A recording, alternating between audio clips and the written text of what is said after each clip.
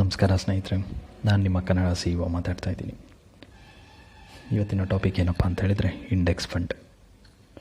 ನನ್ನ ಹಿಂದಿನ ವೀಡಿಯೋಗಳಲ್ಲಿ ನೋಡಿದರೆ ವಿತೌಟ್ ಎನಿ ನಾಲೆಡ್ಜ್ ಸ್ಟಾಕಲ್ಲಿ ಹೇಗೆ ಇನ್ವೆಸ್ಟ್ ಮಾಡ್ಬೋದು ಅಂತ, ಅದು ಮ್ಯೂಚುವಲ್ ಫಂಡ್ ಅಂತ ಹೇಳಿದ್ದೆ. ಆ ಮ್ಯೂಚುವಲ್ ಫಂಡಲ್ಲಿ ಬೆಸ್ಟ್ ಯಾವುದು ಅಂತ ಹೇಳಿದರೆ ಇಂಡೆಕ್ಸ್ ಫಂಡ್ ಅಂತ ನಾನು ಹೇಳಿದ್ದೆ.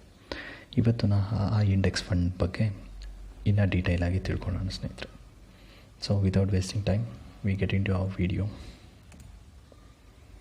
ಸೊ ಇಂಡೆಕ್ಸ್ ಫಂಡ್ ಏನಕ್ಕೆ ಚೂಸ್ ಮಾಡ್ತಾಯಿದ್ದೀವಿ? ಇಂಡೆಕ್ಸ್ ಫಂಡ್ ಅಂದರೆ ಏನು? ಇಂಡೆಕ್ಸ್ ಫಂಡ್ ಅಂತಂದರೆ ಅದು ಒಂದು ಬ್ಯಾಸ್ಕೆಟ್ ಆಫ್ ಸ್ಟಾಕ್ಸ್.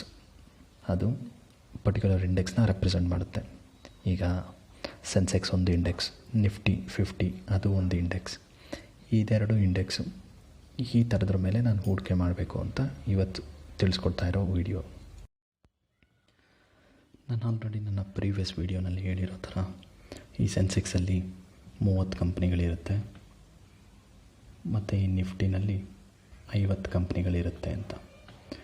ನೀವು ಈ ಇಂಡೆಕ್ಸ್ ಫಂಡನ್ನ ಚೂಸ್ ಮಾಡಿದರೆ, ನಿಫ್ಟಿ ಇಂಡೆಕ್ಸ್ ಫಂಡ್ ಚೂಸ್ ಮಾಡಿದರೆ ಈ 50 ಕಂಪ್ನಿಗಳ ಮೇಲೂ ನೀವು ಹೂಡಿಕೆ ಮಾಡ್ದಂಗೆ ಆಗುತ್ತೆ. ಅದೇ ಥರ ಈ ಸೆನ್ಸೆಕ್ಸ್ ಇಂಡೆಕ್ಸ್ ಫಂಡನ್ನ ಚೂಸ್ ಮಾಡಿದರೆ ಈ 30 ಕಂಪ್ನಿಗಳ ಮೇಲೂ ನೀವು ಹೂಡಿಕೆ ಮಾಡೋ ಥರ ಆಗುತ್ತೆ. ಏನಕ್ಕಪ್ಪ ಈ ಇಂಡೆಕ್ಸ್ ಫಂಡ್ ವೆರಿ ಅಟ್ರಾಕ್ಟಿವ್ ಅಂತ ಹೇಳಿದ್ರೆ, ಇದರಲ್ಲಿ ನಿಮಗೆ ವೆರೈಟಿ ಆಫ್ ಸ್ಟಾಕ್ ಸಿಗುತ್ತೆ. ನಿಮ್ಗೆ ಯಾರಿಗೋ ಒಬ್ಬರಿಗೆ ಆಟೋ ಸೆಕ್ಟರ್ ಇಷ್ಟ ಆಗುತ್ತೆ ಅಂತ ಅಂದ್ಕೊಬೋದು, ಆಟೋ ಸೆಕ್ಟರ್ ಇನ್ಕ್ಲೂಡ್ ಆಗಿದೆ. ನಿಮ್ಗೆ ಯಾರಿಗೋ ಬ್ಯಾಂಕ್ಗಳು ಇಷ್ಟ ಅಂತ ಅನ್ನಿಸ್ಬೋದು, ಬ್ಯಾಂಕ್ಗಳು ಇನ್ಕ್ಲೂಡ್ ಆಗಿದೆ. ನಿಮ್ಮ ಯಾರಿಗೋ ಒಬ್ಬರಿಗೆ IT ಕಂಪ್ನೀಸ್ ತುಂಬ ಇಷ್ಟ ಆಗ್ಬೋದು, IT ಕಂಪ್ನೀಸ್ ಇನ್ಕ್ಲೂಡ್ ಆಗಿದೆ. ಇದ್ರ ಜೊತೆಲೇ ಇನ್ನೂ ತುಂಬ ಸೆಕ್ಟರ್ಗಳು ಇನ್ಕ್ಲೂಡ್ ಆಗಿದೆ. ಅದನ್ನು ನಾನು ನೆಕ್ಸ್ಟ್ ಸ್ಲೈಡ್ಸಲ್ಲಿ ತೋರಿಸ್ತಾ ಹೋಗ್ತೀನಿ ಸ್ನೇಹಿತರೆ. ಈ ಥರ ನಿಮಗೆ ವೈಡ್ ವೆರೈಟಿ ಸಿಗೋದ್ರಿಂದ ತುಂಬ ಡೈವರ್ಸಿಫೈ ಆಗಿರುತ್ತೆ. ಹಾಗೆ ಇದು ತುಂಬ ಲೋ ರಿಸ್ಕ್. ನಿಮಗೆ ಇಂಡೆಕ್ಸ್ ಫಂಡು ಯಾವತ್ತಿದ್ರೂ ಝೀರೋ ಆಗಲ್ಲ ಸ್ನೇಹಿತರೆ. ನಾವು ಯಾವುದೋ ಒಂದು ಬಿಸ್ನೆಸ್ ಮಾಡ್ತೀವಿ, ಅದು ನಮಗೆ ಎಷ್ಟೋ ರಿಟರ್ನ್ ಕೊಡುತ್ತೆ ಅಂತ ಅಂದ್ಕೊಂಡಿರ್ತೀವಿ. ಬಟ್ ಆ ರಿಟರ್ನ್ ಕೊಡದೇ ಇದ್ದಾಗ ಆ ಹಣ ಬಂದುಬಿಟ್ಟು ನಮಗೆ ಝೀರೋ ಆಗಿಬಿಡ್ಬೋದು. ಬಟ್ ಇಲ್ಲಿ ಹಾಕಿದ ಹಣ ಯಾವತ್ತಿದ್ರೂ ಅದು ಝೀರೋ ಆಗಲ್ಲ. ಏಕೆಂದರೆ ಇಂಡೆಕ್ಸಲ್ಲಿ ಅಷ್ಟು 50 ಕಂಪ್ನೀಸು ಒಂದೇ ಸಲ ಬಿದ್ದೋಗಲ್ಲ.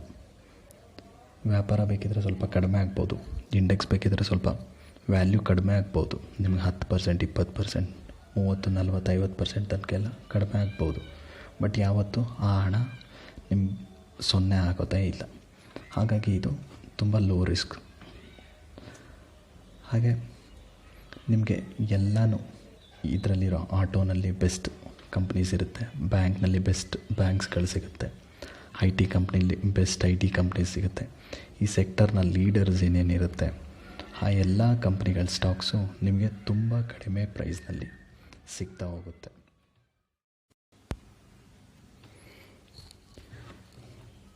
ಇದು ಒಂದು ಸೆಕ್ಟೋರಲ್ ಡಿಸ್ಟ್ರಿಬ್ಯೂಷನ್ ಯಾವ ಥರ ಆಗಿದೆ ನಿಫ್ಟಿ 50ನಲ್ಲಿ ಅಂತ ತೋರಿಸ್ತಾ ಇದ್ದೀನಿ ಸ್ನೇಹಿತರೆ. ಇಲ್ಲಿ ನಮಗೆ ಫಿನಾನ್ಷಿಯಲ್ ಸೆಕ್ಟರ್ಸ್ ಇದೆ, ಕನ್ಸ್ಯೂಮರ್ ಗೂಡ್ಸ್ ಇದೆ, ಅಂದರೆ ನಮ್ಮ ದಿನಬಳಕೆ ವಸ್ತು FMCG ಪ್ರಾಡಕ್ಟ್ಸ್ ಅಂತ ಹೇಳ್ತೀವಲ್ಲ ಅದು ಕನ್ಸ್ಯೂಮರ್ ಗೂಡ್ಸ್. ಮತ್ತು ಆಟೋಮೊಬೈಲ್ ಇದೆ, ನಮ್ಮ 2 ವೀಲರ್ಸು 4 ವೀಲರ್ಸ್ ಕಂಪ್ನೀಸ್ ಇದೆ. IT ಸೆಕ್ಟರ್ಸ್, ನಮ್ಮ ಸಾಫ್ಟ್ವೇರ್ ಕಂಪ್ನೀಸ್ಗಳಿದೆ, ಇನ್ಫೋಸಿಸ್, ವಿಪ್ರೋ ಈ ಥರ ಕಂಪ್ನೀಸು. ಆಯಿಲ್ ಆ್ಯಂಡ್ ಗ್ಯಾಸಸ್ ಇದೆ, ಮೆಟಲ್ಸ್ ಇದೆ, ಫಾರ್ಮಾ ಕಂಪ್ನೀಸ್ ಇದೆ, ಮೆಡಿಸಿನ್ಸ್ ರಿಲೇಟೆಡ್, ಪವರ್ ಕಂಪ್ನೀಸ್ ಇದೆ, ಸಿಮೆಂಟ್ಸ್. ನಮಗೆ ತುಂಬ ಡೈವರ್ಸಿಫೈ ಆಗಿರೋವಂಥ ಒಂದು ಫಂಡ್ ಇದು ಇಂಡೆಕ್ಸ್ ಫಂಡ್ ಅಂತ ಹೇಳಿದ್ರೆ. ಇದಷ್ಟು ಸೆಕ್ಟರ್ಸು ಆಲ್ಮೋಸ್ಟ್ ಒಂದು 14-15 ಸೆಕ್ಟರ್ಸ್ ಬರುತ್ತೆ. ಈ ಎಲ್ಲ ಸೆಕ್ಟರ್ಸ್ನ ಲೀಡರ್ಸ್ ಈ ಫಂಡ್ಸ್ ಒಳಗಡೆ ಇನ್ಕ್ಲೂಡ್ ಆಗಿರುತ್ತೆ. ಫಾರ್ ಎಕ್ಸಾಂಪಲ್ ನಾನು ನಿಮಗೆ ಇಲ್ಲಿ ಫೈನಾನ್ಸ್ ಸೆಕ್ಟರ್ಸ್ನ ಒಳಗಡೆ ಯಾವ್ಯಾವ ಕಂಪ್ನೀಸ್ ಬರುತ್ತೆ ಅಂತ ನಮ್ಗೆ ಡೀಟೇಲಾಗಿ ತೋರಿಸೋದಕ್ಕೆ ಟ್ರೈ ಮಾಡ್ತಾಯಿದ್ದೀನಿ ಸ್ನೇಹಿತರೆ. ಇದರಲ್ಲಿ ನಮಗೆ ನೀವೆಲ್ಲ ಕೇಳಿರ್ಬೋದು HDFC ಕಂಪ್ನಿ ಲೋನ್ಸ್ಗಳು ಕೊಡುತ್ತೆ, ಇದು ಹೌಸಿಂಗ್ ಫಿನಾನ್ಸ್ ಆ ಥರ ಎಲ್ಲನೂ ಲೋನ್ಸ್ಗಳು ಕೊಡುತ್ತೆ. ಆ ಕಂಪ್ನಿ ಇದೆ HDFC. SBI ಒಂದು ಗೌರ್ಮೆಂಟ್ ಬೇಸ್ಡ್ ಬ್ಯಾಂಕ್ ಅಂತ ಹೇಳ್ಬೋದು ಇದು SBI ಅದು ಇದೆ. ICICI ಬ್ಯಾಂಕ್ ಇದೆ, HDFC ಬ್ಯಾಂಕ್ ಇದೆ, ಆಕ್ಸಿಸ್ ಬ್ಯಾಂಕ್ ಇದೆ, ಬಜಾಜ್ ಫಿನಾನ್ಸ್ ನೀವೆಲ್ಲರೂ ಕೇಳಿರ್ಬೋದು. ಇತ್ತೀಚಿನ ದಿನಗಳಲ್ಲಿ ಬಜಾಜ್ ಫಿನಾನ್ಸ್ ಯಾವುದೋ ಎಲೆಕ್ಟ್ರಾನಿಕ್ ಗೂಡ್ಸು, ಎಲೆಕ್ಟ್ರಾನಿಕ್ ಗ್ಯಾಜೆಟ್ಸ್ ತೊಗೊಳಕ್ಕೆ ಹೋದರೆ ಬಜಾಜ್ ಫಿನಾನ್ಸ್ ಅವರು 0%ಅಲ್ಲಿ ನಿಮಗೆ ಲೋನ್ ಪ್ರೊವೈಡ್ ಮಾಡ್ತಾರೆ ಅಂತೆಲ್ಲ. ಸೊ ಆ ಥರ ಒಳ್ಳೊಳ್ಳೆ ಕಂಪ್ನೀಸು ಈ ಸೆಕ್ಟರ್ಸ್ ಒಳಗಡೆ ಬರ್ತವೆ ಸ್ನೇಹಿತರೆ. ಅದೇ ಥರ ಈ ಕನ್ಸ್ಯೂಮರ್ ಗೂಡ್ಸ್ ಅಂತ ಹೇಳಿದರೆ ಇದರಲ್ಲಿ ನಮಗೆ HUL ಬರುತ್ತೆ, ITC ಬರುತ್ತೆ. ನಾವು ಆಶೀರ್ವಾದ್ ಏನು ಆಟ ಬಳಸ್ತೀವಿ ಆ ಕಂಪ್ನಿ ITC. HUL ನಾವು ದಿನ ಸೋಪ್ಗಳೇನು ಬಳಸ್ತೀವಿ, ಶಾಂಪೂಸ್ ಏನು ಬಳಸ್ತೀವಿ, HUL. ಆ ಥರ ಒಳ್ಳೊಳ್ಳೆ ಕಂಪ್ನಿಗಳು ಎಲ್ಲನೂ ಈ ಇಂಡೆಕ್ಸ್ ಫಂಡ್ ಒಳಗಡೆ ಇನ್ಕ್ಲೂಡ್ ಆಗಿರುತ್ತೆ ಸ್ನೇಹಿತರೆ. ಹಾಗಾಗಿ ನಾನು ಇದನ್ನು ಬೆಸ್ಟ್ ಫಂಡ್ ಅಂತ ಹೇಳೋಕ್ಕೆ ಇಷ್ಟಪಡ್ತಾ ಇದ್ದೀನಿ. ಈಗ ನಿಮಗೆ ಹೇಳೋದಷ್ಟೇ ಅಲ್ಲ, ನಿಮಗೆ ಅದನ್ನು ಹೆಂಗೆ ಓಡಿದೆ ಇಷ್ಟು ದಿನ ನಿಫ್ಟಿ ನೀ ಹೇಳ್ತಾ ಇದೆಯಪ್ಪ ಹೆಂಗಪ್ಪ ನಂಬೋದು. ಅದಕ್ಕೆ ನನ್ನ ಸ್ನೇಹಿತರೆ ನಿಮಗೆ ಪಾಸ್ಟ್ ಪರ್ಫಾರ್ಮೆನ್ಸ್ ಗ್ರಾಫ್ನ ತೆಗ್ತಿದ್ದೀನಿ. ಆಲ್ಮೋಸ್ಟ್ ನಮ್ಮ 92ರಲ್ಲಿ ಇದು ನಮ್ಮ ನಿಫ್ಟಿ 50 ಇಂಡೆಕ್ಸ್ ಸ್ಟಾರ್ಟ್ ಆಯಿತು ಅಂತ ಹೇಳಿದರೆ ಅಲ್ಲಿಂದ ಆಲ್ಮೋಸ್ಟ್ 2003 ತನಕ ಸ್ವಲ್ಪ ಕನ್ಸಾಲಿಡೇಟ್ ಆಗೇ ಇದೆ. 2003 ತನಕ ಆಲ್ಮೋಸ್ಟ್ 10 ವರ್ಷನೇ ಅಂತ ಅಂದ್ಕೊಬೋದು. 10-11 ವರ್ಷ ನಮಗೆ ತೀರಾ ಏನು ಲಾಭ ಇಲ್ಲ ಯಾಕೆಂದರೆ ₹100 ಸ್ಟಾರ್ಟ್ ಆಗಿರೋದು ನಿಮಗೆ ₹1000 ತನಕ ಬಂದಿದೆ ಅಂತ ಹೇಳಿದರೆ ನಿಮಗೆ ಆಲ್ಮೋಸ್ಟ್ ಒಂದು 10 ವರ್ಷಕ್ಕೆ 10%. ಈಗ 2003ರಿಂದ ಆಲ್ಮೋಸ್ಟ್ ನಿಮಗೆ 2007 ತನಕ 2003ರಿಂದ 2007 ತನಕ ನಿಮಗೆ 1000 ಆಲ್ಮೋಸ್ಟ್ ನಿಮಗೆ 1000 ಇರೋವಂಥ ಇಂಡೆಕ್ಸು ಆವತ್ತಿನ ಟಾಪಲ್ಲಿ ನೋಡಿಕೊಂಡ್ರೆ ನಿಮಗೆ 6000 ಅಂದರೆ ಆಲ್ಮೋಸ್ಟ್ 6 ಟೈಮ್ಸ್ ಜಾಸ್ತಿ ಆಗಿದೆ. ನೀವು 1 ಲಕ್ಷ ಇನ್ವೆಸ್ಟ್ ಮಾಡಿದರೆ ಅದರಲ್ಲಿ ನಿಮಗೆ ರಿಟರ್ನ್ ಬರ್ತಾ ಇರೋದು 6 lakhs. ಇಷ್ಟು 2003ರಿಂದ 2000 ಆಲ್ಮೋಸ್ಟ್ 7-8 ಅಂತ ನೆನ್ಕೊಬೋದು. ಆಲ್ಮೋಸ್ಟ್ 5 ಇಯರ್ಸಲ್ಲಿ ನಿಮ್ಮ ಹಣ 6% 6ರಷ್ಟು ಯಾವ ಕಂಪ್ನಿ ಜಾಸ್ತಿ ಮಾಡಿಕೊಡುತ್ತೆ ಸ್ನೇಹಿತರೆ. ನೀವು ಯಾವುದೋ ಬ್ಯಾಂಕಲ್ಲಿ FD ಇಡ್ತೀರಾ ಅಂತ ಅಂದ್ಕೊಳ್ಳಿ, ನಿಮ್ಮ ಹಣ ಡಬಲ್ ಆಗೋದಕ್ಕೇ 8 ವರ್ಷ ಬೇಕು ಮಿನಿಮಮ್. ಸೊ ಅದರಿಂದ ಪ್ರತಿ ಸಲನೂ ಹಂಗೆ ಓಡುತ್ತೆ ಅಂತ ಹೇಳ್ತಾ ಇಲ್ಲ. ನೀವು ಇದರಲ್ಲಿ SIP ಅಂತ ಇನ್ವೆಸ್ಟ್ ಮಾಡ್ತೀವಿ. ನೀವು ಈ ಲೋನಲ್ಲೂ ಹಾಕಿರ್ತೀರ, ಈ ಪೀಕಲ್ಲೂ ಹಾಕಿರ್ತೀರ. ಏನಕ್ಕೆ SIP ಬೆಸ್ಟ್ ಅಂತ ಹೇಳಿದ್ರೆ ಸಿಸ್ಟಮ್ಯಾಟಿಕ್ ಇನ್ವೆಸ್ಟ್ಮೆಂಟ್ ಪ್ಲ್ಯಾನ್ ಅಂತೇಳಿ. ನೀವು ಇಲ್ಲಿ ಇನ್ವೆಸ್ಟ್ ಮಾಡಿರ್ತೀರ, ಇಲ್ಲೆಲ್ಲ ಕಡೆಯೂ ಇನ್ವೆಸ್ಟ್ ಮಾಡ್ಕೊಂಡು ಹೋಗಿರ್ತೀರ. ಈಗ ಮಾರ್ಕೆಟ್ ಬೀಳ್ತಾ ಇದೆ ಅನ್ನೋ ಟೈಮಲ್ಲಿ ಅಯ್ಯೋ ನನಗೆ ಸಾಕಪ್ಪ ಬೇಡ ಅನ್ನೋ ಥರ ಮನ್ಸು ಮಾಡಿ ನೀವು ಇಲ್ಲಿ ತೆಕ್ಕೊಂಬಿಟ್ರೆ ನಿಮಗೆ ಈ ಡೌನ್ವರ್ಡ್ಸಲ್ಲಿ ನಿಮಗೆ ಸಿಗೋ ಶೇರ್ಸು ಮಿಸ್ ಆಗಿಬಿಡುತ್ತೆ. ನೆಕ್ಸ್ಟ್ ರ್ಯಾಲಿ ನೋಡಿ, ನಿಮಗೆ ಇಲ್ಲಿ ಯಾವುದೋ $3,000 ಇಂಡೆಕ್ಸ್ ಇದ್ದಾಗ ನಿಮಗೆ ಯಾವುದೋ ಒಂದು ಶೇರು ಕಡಿಮೆ ರೇಟಿಗೆ ಸಿಕ್ಕಿರ್ಬೋದು. ಅದು ಬರ್ತಾ ನಿಮಗೆ ಇವತ್ತು 9,000ದಲ್ಲಿದೆ. $3,000 $9,000 ವ್ಯಾಲ್ಯೂ ಸಿಗ್ತಾಯಿದೆ. ನಿಮಗೆ ಇಲ್ಲಿ 6,000 ಇರೋದಕ್ಕೂ $9,000 ವ್ಯಾಲ್ಯೂ ಸಿಗ್ತಾಯಿದೆ. ನೀವು ಅದರಲ್ಲಿ ತುಂಬ ಲಾಭ ಮಾಡ್ತಿರೋದು ಯಾವ ಶೇರ್ಗಳು ಅಂತ ಕೇಳಿದರೆ ಈ ಡೌನಲ್ಲಿ ನೀವೇನು ತೊಗೊಂಡಿರ್ತೀರ ಆ ಶೇರ್ಗಳು ನಿಮಗೆ ತುಂಬ ಲಾಭನ ತಂದು ಕೊಡುತ್ತೆ ಸ್ನೇಹಿತರೆ. ಹಾಗಾಗಿ ನಾವು ಈ SIPನ ಬಿಡಬಾರ್ದು ಅಂತ ಹೇಳ್ತಾ ಇದ್ದೀನಿ. ಸೊ ನಾನು ಅದನ್ನು ಒಂದು ಸಿಂಪಲ್ ಕ್ಯಾಲ್ಕುಲೇಷನ್ ಮಾಡಿ ನಿಮಗಿಲ್ಲಿ ತೋರಿಸ್ತಾ ಇದ್ದೀನಿ. ಪ್ರತಿ ಮಂತು $2,000 ನಾವು SIP ಮಾಡ್ತಾಯಿದ್ದೀವಿ. ಸಿಸ್ಟಮ್ಯಾಟಿಕ್ ಇನ್ವೆಸ್ಟ್ಮೆಂಟ್ ಪ್ಲ್ಯಾನ್ ಸಿಸ್ಟಮ್ಯಾಟಿಕ್ಕಾಗಿ ಪ್ಲ್ಯಾನ್ ಮಾಡಿ ನಾವು ಅದನ್ನು ರೆಗ್ಯುಲರಾಗಿ ಇನ್ವೆಸ್ಟ್ ಮಾಡ್ತಾಯಿದ್ದೀವಿ ಅಂತ ಅಂದ್ಕೊಳ್ಳಿ. ಅದನ್ನು ನಾನು 25 ವರ್ಷಗಳಿಗೆ ಹಾಕಿದ್ದೀನಿ ಸ್ನೇಹಿತರೆ. ನಮ್ಮ ರಿಟರ್ನ್ ಬಂದುಬಿಟ್ಟು 15% ಅಂತ ಅಸ್ಯೂಮ್ ಮಾಡ್ಕೊಂಡಿದ್ದೀವಿ. ನಮಗೆ ಇದಕ್ಕಿಂತ ಜಾಸ್ತಿ ಇದೆ ಸ್ನೇಹಿತರೆ. ನಾವು ಈ ಇಂಡೆಕ್ಸ್ ಇಲ್ಲಿಂದ ಇಲ್ಲಿ ತನಕ ಏನು ಓಡಿದೆ ಇದನ್ನು ನಾವು ಓವರಾಲ್ CAGR ಕ್ಯಾಲ್ಕುಲೇಟ್ ಮಾಡಿದರೆ 17.8% ನಮ್ಮ CAGR ಇದೆ. CAGR ಅಂತ ಹೇಳಿದ್ರೆ ಕಾಂಪೌಂಡೆಡ್ ಆ್ಯನ್ಯುವಲ್ ಗ್ರೋತ್ ರೇಟ್ ಅಂತೇಳಿ. ನಮ್ಮ ಪ್ರತಿ ವರ್ಷದ ಗ್ರೋತ್ ರೇಟ್ ಬಂದುಬಿಟ್ಟು 17.8 ಇದೆ. ಅದೇ ಥರ ನಾನೇನು 17 ತೊಗೊಂಡಿಲ್ಲ, 18 ತೊಗೊಂಡಿಲ್ಲ, ಮುಂದಿನ ಹೆಂಗೋ ಏನೋ 15% ತೊಗೊಂಡಿದ್ದೀನಿ. ಆ 15% 25 ವರ್ಷದಲ್ಲಿ ನೀವು ಪ್ರತಿ ತಿಂಗಳು $2,000 ಆಗ್ತಾ ಹೋದರೆ ನೀವೇ ನೋಡಿ ಸ್ನೇಹಿತರೆ ಈ ವ್ಯಾಲ್ಯೂ ಎಷ್ಟು ದೊಡ್ಡದಾಗಿದೆ. 54 ಲಕ್ಷದ 49,200 ಚಿಲ್ಲರೆ, ಹತ್ತತ್ರ ನಿಮಗೆ 55 ಲಕ್ಷ. ನೀವೇ ಸ್ವಲ್ಪ ಯೋಚನೆ ಮಾಡಿ ಸ್ನೇಹಿತರೆ, 25 ವರ್ಷಕ್ಕೆ ನೀವು 2,000 ರೂಪಾಯಿ ಥರ ಆಗ್ತಾ ಹೋದರೆ ನೀವಲ್ಲಿ ಟೋಟಲ್ ಎಷ್ಟು ಆಗ್ತಂಗೆ ಆಗುತ್ತೆ? ಬರೀ 5 ಲಕ್ಷ ಆಗ್ತಂಗೆ ಆಗುತ್ತೆ. ನಿಮ್ಮ ಕಂಪೌಂಡೆಡ್ ಅಮೌಂಟ್ ಬಂದುಬಿಟ್ಟು 55 ಲಕ್ಷ. ಹತ್ತತ್ರ 5 ಲಕ್ಷ ಇಲ್ಲಿ, 55 ಲಕ್ಷ ಇಲ್ಲಿ. ಆಲ್ಮೋಸ್ಟ್ ನಿಮಗೆ ಏನು ಇನ್ವೆಸ್ಟ್ ಮಾಡಿರ್ತೀರ ಅದ್ರ 10 ಟೈಮ್ಸ್ ಬತ್ತೋಗುತ್ತೆ. ನೀವು ಯಾವ ಬಿಸ್ನೆಸ್ಸು, ನಿಮ್ಮ ಯಾವ ಥಾಟ್ಸು ನಿಮಗೆ ಈ ಥರ 10 ಟೈಮ್ಸ್ ಲಾಭನ ಕೊಡುತ್ತೆ ಹೇಳಿ ಸ್ನೇಹಿತರೆ? ಹಾಗಾಗಿ ನಾನು ಈ ಇಂಡೆಕ್ಸ್ ಫಂಡಲ್ಲಿ ನಿಮಗೆ ನೀವು ಹೂಡಿಕೆ ಮಾಡಿ ಅನ್ನೋದು ರೆಕಮೆಂಡ್ ಮಾಡ್ತಾ ಇದ್ದೀನಿ.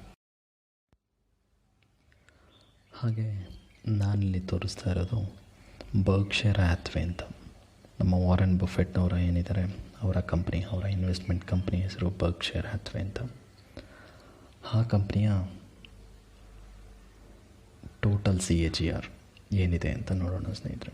ಇದು ಅವರು letters to the share holders ಅಂತ ಪ್ರತಿ ವರ್ಷ ಒಂದೊಂದು ಅವರ ಬರ್ಕ್ಷೈರ್ ಹ್ಯಾಥ್ವೇ ಶೇರ್ ಹೋಲ್ಡರ್ಸ್ಗೆ ಲೆಟರ್ ಬರೀತಾರೆ. ಆ ಲೆಟರಲ್ಲಿ ಮೆನ್ಷನ್ ಮಾಡಿರೋವಂಥ ಡೇಟಾ ಸ್ನೇಹಿತರೆ. ಅವರು ಯಾವಾಗಿಂದ ಸ್ಟಾರ್ಟ್ ಮಾಡಿದರು ಅಂತ ಹೇಳಿದ್ರೆ 1965ರಿಂದ ಸ್ಟಾರ್ಟ್ ಮಾಡಿದ್ದಾರೆ. 65ರಿಂದ ಸ್ಟಾರ್ಟ್ ಮಾಡಿ 2019 ಅವರ CAGR ಕಂಪೌಂಡೆಡ್ ಆ್ಯನ್ಯುಯಲ್ ಗೇನ್ ಅಂತ ಇಲ್ಲಿ ಲಾಸ್ಟಲ್ಲಿದೆ ನೋಡಿ ಸ್ನೇಹಿತರೆ. 1965 to 1919 ಬಂದುಬಿಟ್ಟು ಬರೀ 20% ಅಷ್ಟೇ. ಇಷ್ಟೊಂದು ಕಮ್ಮಿನ ನಿಮ್ಗೆ ಅನಿಸ್ಬೋದು, ಇಷ್ಟೊಂದು ಕಮ್ಮಿನ CAGR ಅವ್ರದ್ದು? ಅವ್ರು ನೋಡಿದರೆ ಅಷ್ಟೊಂದು ದುಡ್ಡು ಮಾಡಿದ್ದಾರೆ, ಅವರ ಗ್ರೋತ್ ರೇಟ್ ಇಷ್ಟೇನಾ ಅಂತ. ಹೌದು ಸ್ನೇಹಿತರೆ, ಈ ಕಂಪೌಂಡಿಂಗ್ ಅಂತ ಇದೆಯಲ್ಲ ಅದಕ್ಕೆ ಹೇಳೋದು. ಕಂಪೌಂಡಿಂಗ್ ಅನ್ನೋದು ಎಷ್ಟು ದೊಡ್ಡದಾಗಿ ಆ್ಯಕ್ಟ್ ಮಾಡುತ್ತೆ ನಮ್ಮ ಲೈಫಲ್ಲಿ ಅಂತ ಹೇಳಿದರೆ, ಆಲ್ಬರ್ಟ್ ಐನ್ಸ್ಟೈನ್ ಒಂದು ಕಡೆ ಹೇಳ್ತಾರೆ, ಈ ಕಂಪೌಂಡಿಂಗ್ ಅನ್ನೋದು ಒಂದು 7th ವಂಡರ್ ಥರ ಅಂತ. ನೀವು ಬೇಕಿದ್ರೆ ಈ ಲೆಟರ್ನ ತೆಗೆದು ನೋಡ್ಕೊಬೋದು ಸ್ನೇಹಿತರೆ. ಪ್ರತಿ ವರ್ಷದ ಲೆಟರ್ಸು ಅವರ ಸೈಟಲ್ಲಿ ಸಿಗುತ್ತೆ. ನೀವು ಸ್ವಲ್ಪ ರಿಸರ್ಚ್ ಮಾಡಬೇಕಾಗುತ್ತೆ, ನೀವು ಸ್ವಲ್ಪ ಕ್ಯಾಲ್ಕುಲೇಷನ್ಸು ಆ ಥರದ್ದೆಲ್ಲ ನೋಡಬೇಕಾಗುತ್ತೆ ಸ್ನೇಹಿತರೆ. ಸ್ವಲ್ಪ ರಿಸರ್ಚ್ ಮಾಡಿದಾಗ ನಿಮಗೂ ಸ್ವಲ್ಪ ಅನಲೈಸ್ ಮಾಡಿದಾಗ ನಿಮಗೂ ಅದ್ರ ಮೇಲೆ ನಂಬಿಕೆ ಬರುತ್ತೆ. ಅಟ್ಲೀಸ್ಟ್ ಇದನ್ನೇನಕ್ಕೆ ತೋರಿಸ್ತಾ ಇದ್ದೀನಿ ಅಂದರೆ, ನಿಮಗೆ ಒಂದು ನಂಬಿಕೆ ಬರಲಿ ಯಾವ ಥರ ಓಡುತ್ತೆ ಶೇರ್ಸ್ಗಳು ಅಂತ. ನಾವು ವಾರನ್ ಬಫೆಟ್ ಥರ ಅಲ್ಲದೆ ಇದ್ರೂ 15% ರಿಟರ್ನ್ಗಂತೂ ಮೋಸ ಇಲ್ಲ ಅನ್ನೋ ಥರ ನಾನು ಹೇಳ್ತಾ ಇದ್ದೀನಿ ಅಷ್ಟೇ ಸ್ನೇಹಿತರು. ನಮ್ಮ ಈ ನೆಕ್ಸ್ಟ್ ಸ್ಲೈಡ್ ಬಂದುಬಿಟ್ಟು ನಮ್ಮ ನಿಫ್ಟಿ 50 ಒಳಗಡೆ ಯಾವ್ಯಾವ ಕಂಪ್ನಿಗಳಿದೆ ಅಂತ ಹೇಳಿದ್ವಿ. ನಾನು ನನ್ನ ಹಿಂದಿನ ವಿಡಿಯೋದಲ್ಲಿ ಹೇಳ್ತಿರೋ ಥರ ರಿಲಯನ್ಸ್ ಇಂಡಸ್ಟ್ರೀಸು ಟಾಪ್ 1ನಲ್ಲಿದೆ ಇಂಡಿಯಾದಲ್ಲೇ. ಅದರ ನೆಕ್ಸ್ಟ್ TCS ಅಂತ, ಟಾಟಾ ಕನ್ಸಲ್ಟೆನ್ಸಿ ಸರ್ವಿಸಸ್, ನೀವೆಲ್ಲ ಕೇಳಿರ್ಬೋದು, ಒಂದು ಸಾಫ್ಟ್ವೇರ್ ಕಂಪ್ನಿ. ಅದಾದಮೇಲೆ HDFC ಬ್ಯಾಂಕ್ ಬರುತ್ತೆ, banking company. Hindustan Unilever, HUL ನಾನು ಹೇಳಿರೋ FMCG ಪ್ರಾಡಕ್ಟ್ ಕಂಪ್ನಿ. ತಿರ್ಗಾ HDFC ಫಿನಾನ್ಸ್ ಕಂಪ್ನಿ. ನಮ್ಮ ಭಾರತಿ ಏರ್ಟೆಲ್, ನಾವೇನು ಏರ್ಟೆಲ್ ಸಿಮ್ನ ಯೂಸ್ ಮಾಡ್ತೀವಿ, ನೆಟ್ವರ್ಕ್, ಟೆಲಿಕಾಮ್ ಸೆಕ್ಟರ್ಸ್. ಇದೇ ಥರ ನಮಗೆ 50 ಕಂಪ್ನೀಸ್ಗಳು ಇದೆ ಸ್ನೇಹಿತರೆ. ನಾನಿಲ್ಲಿ ಅಷ್ಟೇ ತೋರಿಸ್ತಾ ಇದ್ದೀನಿ. ನೀವು ಬೇಕಿದ್ರೆ ಗೂಗಲ್ ಮಾಡಿ ನೋಡ್ಬೋದು ಟೋಟಲ್ ಅಷ್ಟು ಕಂಪ್ನೀಸ್ ಯಾವ್ಯಾವುದು ಅಂತ ಹೇಳಿ. ನಾನು ನಿಮಗೆ ಇದು ಏನೇನು ತೋರಿಸ್ತಾ ಇದ್ದೀನಿ ಅಂತ ಹೇಳಿದರೆ, ನಮಗೆ ಇವತ್ತಿನ ಶೇರ್ ಬಜಾರಲ್ಲಿ ರಿಲಯನ್ಸ್ನ ಒಂದು ಶೇರು 1,470 ರೂಪಾಯಿ ಸ್ನೇಹಿತರೆ. TCSನ ಶೇರು 1,900 ಚಿಲ್ಲರೆ. HDFC ಬ್ಯಾಂಕ್ದು ಆಲ್ಮೋಸ್ಟ್ 950 ರೂಪಾಯಿ. ಹಾಗೆ HULದು 2,000 ಚಿಲ್ಲರೆ ಇದೆ. ಈ ಥರ 50 ಕಂಪ್ನಿಗಳ ಶೇರ್ಸು ನಮಗೆ ಇಂಡೆಕ್ಸ್ ಫಂಡಲ್ಲಿ ಸಿಗೋದ್ರಿಂದ ಇದು ತುಂಬ ವೆರೈಟಿ ಆದ ಸ್ಟಾಕ್ ಅಂತ ನಾನು ಹೇಳಿದ್ದು. ಮತ್ತು ಈ ಎಲ್ಲನೂ ಶೇರ್ಸು ನಿಮಗೆ ಆಲ್ಮೋಸ್ಟ್ 80 ರೂಪಾಯಿಂದ 120 ರೂಪಾಯಿ ತನಕ ಸಿಗುತ್ತೆ. ಏಕೆಂದರೆ ಇಂಡೆಕ್ಸ್ ಫಂಡ್ ಅಷ್ಟೇ ಸ್ನೇಹಿತರೆ. ನೀವು ಏನು ಈ ಒಂದು ಶೇರು 80 ರೂಪಾಯಿಂದ 120 ರೂಪಾಯಿ ಏನು ಕೊಡ್ತೀರಾ, ಇದೆಲ್ಲನೂ ಮಾರ್ಕೆಟ್ ಕ್ಯಾಪಿಟಲೈಸೇಷನ್ ಯಾವ ಥರ ಇರುತ್ತೆ ಅದೇ ಥರನೇ ಈ ಪ್ರತಿಯೊಂದು ಕಂಪ್ನಿಗಳಲ್ಲೂ ಇನ್ವೆಸ್ಟ್ ಆಗ್ತಾ ಹೋಗುತ್ತೆ. ನೀವು ಈಗ 80 ರೂಪಾಯಿ ಶೇರ್ ಅಂತ ಅಂದ್ಕೊಂಡ್ರೆ ರಿಲಯನ್ಸ್ ಮಾರ್ಕೆಟ್ ಕ್ಯಾಪಿಟಲೈಸೇಷನ್ನು 10% ಇದೆ ಅಂತ ಹೇಳಿದರೆ ಇದರಲ್ಲಿ ನಿಮ್ಮ ಎಂಟರ್ಪ್ರೈ ರಿಲಯನ್ಸ್ ಕಂಪ್ನಿಗೆ ಹೋಗುತ್ತೆ. ಹಾಗೆ TCSದು ನಮ್ಮದು 3% ಅಂತ ಹೇಳಿದರೆ ₹80 3%, ಆಲ್ಮೋಸ್ಟ್ ₹2.5 TCS ಕಂಪ್ನಿಗೆ ಹೋಗುತ್ತೆ. ಇದೇ ಥರ ಡಿಸ್ಟ್ರಿಬ್ಯೂಟ್ ಆಗ್ತಾ ನಿಮ್ಮ ₹80 ಒಂದು ಶೇರ್ ಏನಿದೆ ಅಷ್ಟು 50 ಕಂಪ್ನಿಗಳಿಗೂ ಪರ್ಟಿಕ್ಯುಲರಾಗಿ ಡಿಸ್ಟ್ರಿಬ್ಯೂಟ್ ಆಗ್ತಾ ಹೋಗುತ್ತೆ ಸ್ನೇಹಿತರೆ. ಇದೆಲ್ಲನೂ ನಮಗೆ ಆಯಾ ಕಂಪ್ನಿಗಳು, ನಾನು ಪರ್ಟಿಕ್ಯುಲರ್ ಯಾವ ಕಂಪ್ನಿ ಅಂತ ಹೇಳಲ್ಲ, ನಿಮಗೆ ಇಂಡೆಕ್ಸ್ ಫಂಡ್ಗಳು ತುಂಬ ಕಂಪ್ನೀಸ್ ಇದೆ. ಕೆಲವೊಂದು ಬ್ಯಾಂಕ್ಗಳೇ ಈ ಇಂಡೆಕ್ಸ್ ಫಂಡಲ್ಲಿ ಇನ್ವೆಸ್ಟ್ ಮಾಡ್ತಾರೆ. ನೀವು ಸ್ವಲ್ಪ ರಿಸರ್ಚ್ ಮಾಡಿ, ಸೊ ನಿಮಗೆ ಗೊತ್ತಾಗುತ್ತೆ ನಿಮ್ಗೆ ಯಾವುದು ಬೆಸ್ಟ್ ಅನಿಸುತ್ತೆ ಆ ಕಂಪ್ನಿಯ ಇಂಡೆಕ್ಸ್ ಫಂಡಲ್ಲಿ ನೀವು ಹೂಡಿಕೆ ಮಾಡಿ. ನೀವು ಯಾವ ಕಂಪ್ನಿ ಇಂಡೆಕ್ಸ್ ಫಂಡಲ್ಲಿ ಹೂಡಿಕೆ ಮಾಡಿದ್ರೂ ಎಲ್ಲನೂ ಇದೇ ಕಂಪ್ನೀಸಲ್ಲಿ ಇದೇ ರೇಷಿಯೋನಲ್ಲಿ ಇನ್ವೆಸ್ಟ್ಮೆಂಟ್ ಮಾಡ್ತಾ ಹೋಗುತ್ತೆ ಸ್ನೇಹಿತರೆ. ಹಾಗೆ ನಾನಿಲ್ಲಿ ನಿಮಗೆ ಒಂದು ಪ್ರೋ ಟಿಪ್ನ ಕೊಡ್ತಾಯಿದ್ದೀನಿ ಸ್ನೇಹಿತರೆ. ಆ ಪ್ರೋ ಟಿಪ್ ಏನಪ್ಪ ಅಂತ ಹೇಳಿದರೆ, ನೀವು ಡೈರೆಕ್ಟ್ ಗ್ರೋತ್ ಇಂಡೆಕ್ಸ್ ಫಂಡಲ್ಲಿ ಇನ್ವೆಸ್ಟ್ ಮಾಡಿ ಅಂತೇಳಿ. ಈ ಡೈರೆಕ್ಟ್ ಗ್ರೋತ್ ಇಂಡೆಕ್ಸ್ ಫಂಡ್ ಅಂತ ಹೇಳಿದರೆ ಏನಪ್ಪ ಅಂತ ಹೇಳಿದರೆ, ನಾವು ಅಲ್ಲಿ ನೋಡಿದ್ವಲ್ಲ ರಿಲಯನ್ಸ್, TCS, HDFC ಎಲ್ಲ ಇತ್ತಲ್ಲ, ಅದರ ಪರ್ಟಿಕ್ಯುಲರ್ ರೇಷಿಯೋ ಮೇಲೇ ಈಗ ರಿಲಯನ್ಸ್ ಮಾರ್ಕೆಟ್ ಕ್ಯಾಪಿಟಲೈಸೇಷನ್ 10 ಇದೆ, ಹಾಗೆ TCSದು 8 ಇದೆ, ಈಗ HDFCದು 7 ಇದೆ, ಅದರ ನೆಕ್ಸ್ಟ್ ಕಂಪ್ನಿದು ಯಾವುದೋ ಒಂದು 5 ಇದೆ. ಇದೇ ರೇಷಿಯೋನಲ್ಲಿ ನಮ್ಮ ಸ್ಟಾಕು ಈ ಪ್ರತಿಯೊಂದು ಕಂಪ್ನೀಸ್ಗೆ ಇನ್ವೆಸ್ಟ್ ಆಗ್ತಾ ಹೋಗುತ್ತೆ. ಇದರಲ್ಲಿ ನಮ್ಮ ಫಂಡ್ ಮ್ಯಾನೇಜರ್ಸ್ದು ಜಾಸ್ತಿ ಇನ್ವಾಲ್ವ್ಮೆಂಟ್ ಇರಲ್ಲ, ಹಾಗಾಗಿ ಫಂಡ್ ಮ್ಯಾನೇಜರ್ಸ್ ತುಂಬ ಕಡಿಮೆ ಚಾರ್ಜ್ ಮಾಡ್ತಾರೆ. ಆಲ್ರೆಡಿ ನಿಮಗೆ ಹೇಳಿರೋ ಥರ ಬರೀ 2%ಇಂದ ಮ್ಯಾಕ್ಸಿಮಮ್ ಅಂದರೆ 1% ಇದಿಷ್ಟೊಳಗಡೆ ಫಂಡ್ ಮ್ಯಾನೇಜರ್ಸ್ ಚಾರ್ಜ್ ಮಾಡ್ತಾರೆ. ನೀವು ಆ ಥರ ಬೇರೆದಕ್ಕೆ ಹೋಗೋದಿದ್ರೆ 2ರಿಂದ 3% ತನಕ ಚಾರ್ಜ್ ಮಾಡ್ತಾರೆ ಸ್ನೇಹಿತರೆ. ಹಾಗಾಗಿ direct growth index fund, like particular company with direct growth index fund, ಈ ಥರ ಸರ್ಚ್ ಮಾಡಿ ಆ ಪರ್ಟಿಕ್ಯುಲರ್ ಕಂಪ್ನಿಗಳ ಮೇಲೆ ನೀವು ಹೂಡಿಕೆ ಮಾಡ್ಬೋದು ಸ್ನೇಹಿತರೆ. ನಾನು ಡಿಸ್ಕ್ರಿಪ್ಷನ್ನಲ್ಲಿ ಗ್ರೋ ಅಂತ ಒಂದು ಮ್ಯೂಚುವಲ್ ಫಂಡ್ ಆ್ಯಪ್ ಸ್ನೇಹಿತರೆ, ನೀವೆಲ್ಲರೂ ಆಲ್ಮೋಸ್ಟ್ ಕೇಳಿರ್ಬೋದು, ಅದರದ್ದು ಲಿಂಕ್ ಹಾಕಿರ್ತೀನಿ. ನೀವು ಬೇಕಿದ್ರೆ ರಿಜಿಸ್ಟರ್ ಮಾಡಿಕೊಂಡು ಅದರಲ್ಲಿ ಸರ್ಚ್ ಮಾಡಿಕೊಂಡು ನೀವು ನಿಮ್ಮ ಇನ್ವೆಸ್ಟ್ಮೆಂಟ್ನ ಸ್ಟಾರ್ಟ್ ಮಾಡ್ಬೋದು ಸ್ನೇಹಿತರೆ. ಆಲ್ ದ ಬೆಸ್ಟ್ ನಿಮ್ಮ ಇನ್ವೆಸ್ಟ್ಮೆಂಟ್ಸ್ಗೆ. ನಿಮಗೆ ಈ ಒಂದು ವಿಡಿಯೋ ಇಷ್ಟ ಆಯಿತು ಅಂತ ಹೇಳಿದರೆ ಲೈಕ್ ಮಾಡಿ, ಕಮೆಂಟ್ ಮಾಡಿ ಮತ್ತು ಸಬ್ಸ್ಕ್ರೈಬ್ ಮಾಡಿ ಸ್ನೇಹಿತರೆ. ನಿಮ್ಮ ಏನೇ ಡೌಟ್ಸ್ಗಳಿದ್ರೂ ಅದನ್ನು ಕಮೆಂಟಲ್ಲಿ ಹಾಕಿ, ನಾನು ಅದನ್ನು ಸಾಲ್ವ್ ಮಾಡೋಕ್ಕೆ ಟ್ರೈ ಮಾಡ್ತೀನಿ. ಥ್ಯಾಂಕ್ ಯು ಸೋ ಮಚ್ ಸ್ನೇಹಿತರೆ.